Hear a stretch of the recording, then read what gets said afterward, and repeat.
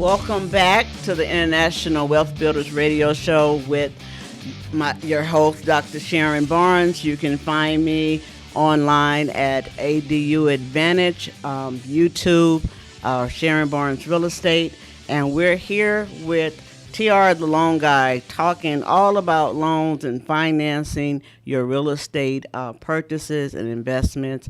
And we're getting into my area that I love, accessory dwelling units. So, T.R., you will continue. You were telling us about how to finance different products and ADUs. Well, absolutely. Again, we have roughly three basic ways to finance the ADUs besides you just paying out of pocket. The first was a traditional cash out refinance loan of your property. As long as you have equity in the home, we can go up to, in some cases, 85 to 90% of that. And you can pull out the equity of the home and utilize that to simply pay for your ADU. Once you close this loan, the cash is deposited into your bank account. You then take that money and you can pay your contractors and all of the things that we need, okay? The second way to do this is, again, you have to have equity in the home, but we can do a HELOC, a home equity line of credit. And with a HELOC is, again, you have to have equity in the home. We tap into that equity, but we don't refinance the entire home. We only refinance a portion of that equity. So you still have your first mortgage. We don't touch it. But now you have a second mortgage, which is a HELOC. And normally a traditional HELOC, you have two different ones. You can have a 30-year HELOC where you have 10 years and you can have 20 years to pay it off. Or you have the ones that we kind of go into now where you have a 20-year HELOC. 10 years you have a line of credit where, let's say you get $50,000 out. You can utilize that line of credit. You can pay it back. You can utilize it again for up to 10 years. After the end of the 10 years, that line of credit is closed, and whatever has not been already paid, so let's say you have $25,000 still owed on it, now you have 10 years to pay off that last 25%, and then once that's done, it's closed.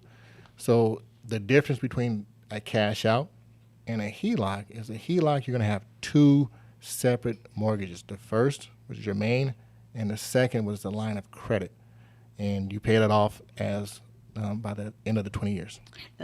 And I think what we've seen is that, as you mentioned earlier, that the before COVID and everything, we had interest rates down to 2.5. Yes. So we've had clients that want to build accessory dwelling units, and they love their interest rates, and they don't want to touch with the increased interest rate, so they decide to go with a HELOC. And so we're seeing quite a few HELOCs. And what surprised me when I started looking at accessory dwelling unit, I was thinking it would be the older individual with the small house that's been there for 20 years that wanted to do the accessory dwelling unit. And what I'm finding is that it is the homeowner that's had the property, say, 5 years, because the property values went up so high, and they have so much cash. Even now, I mean, we say they're coming down slow, but if you bought several, years ago, 5 years ago, you're still sitting on a nice amount of equity. You are. And everything. And so what we're seeing is that these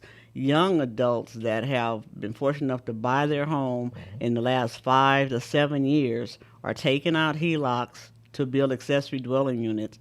And from the ones I talked to, I would venture to say about 60% is to take care of family, okay? Absolutely. Okay, and so even if they're not looking to make rental income from it right now, it still increases the property value, it has tax benefits, and it benefits the family. So taking out that HELOC and improving your property, it still works out. So yeah, I think this is just awesome. But I just wanted to point out, when we talked about the elephant in the room, those high interest rates, that one of the tools that you are able to use to help people is the HELOC to make improvements to their house, to build an accessory dwelling unit, and not touch that great loan interest rate that they have already.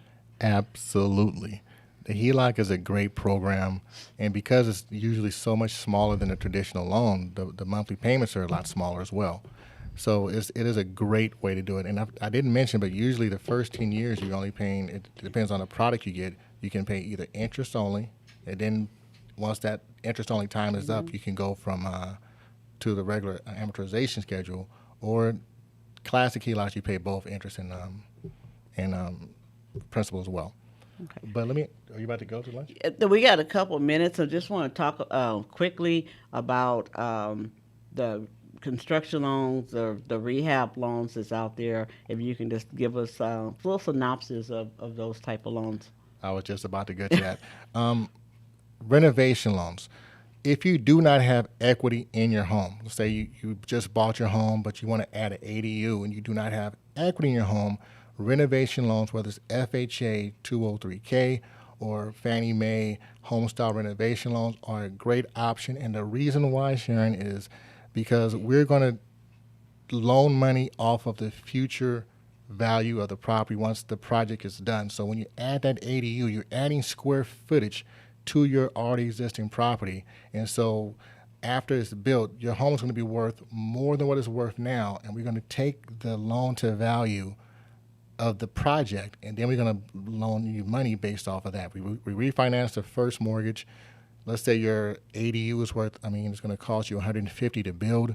And we add 10% for contingencies, the what if something happens type deal, and then the contractor needs more material. We then add that $165 to your first mortgage, and it's called a renovation loan. It's kind of a construction loan, refinance hybrid, and once it's completed, then you're done. It's like a regular mortgage. So even what my understanding is that for like every $100,000, the payment on that is about $560, even with the current interest rate. Interesting. Yeah, about that. Yeah. Okay. We're going to take a quick break, and we're going to come back. We're going to wrap up talking about financing accessory dwelling units and give you some tips for the road. So please stay with us and join us after the break. Awesome.